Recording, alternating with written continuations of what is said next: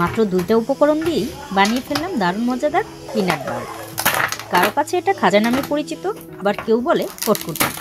দেখেন তো কতটা মুচমুচে, যতটা মুচমুচে ততটাই টেস্টি।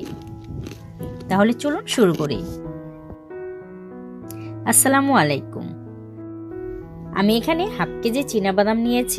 ভাজা বাদাম প্যাকেট আকারে সহজেই পাওয়া যায়, তবে চাইলে কাঁচাটা এনে নিজেই ভেজে নিতে পারবেন। এখন আমি নিচ্ছি 700 গ্রাম চিনি। চাইলে গুঁড়ো ব্যবহার করতে পারেন। চিনি গলে গেলে দিয়ে দেব সামান্য বেকিং সোডা। এটাই রাখবে পিনাট বারটি সুন্দর ক্রিস্পি।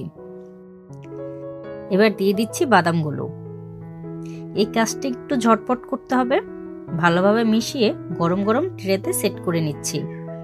ট্রে, বেলুন আর ছুরিতে আগে থেকেই তেল মেখে রেখেছি, তাই লেগে যাবে না। গরম থাকা অবস্থায় পছন্দ মতো কেটে নিন, না হলে পরে শক্ত হয়ে যাবে। শেষে রেখে দিন এয়ারটাইট বক্সে। দেখবেন বহুদিন পর্যন্ত ঠিক আগের মতোই মচমচে থাকবে।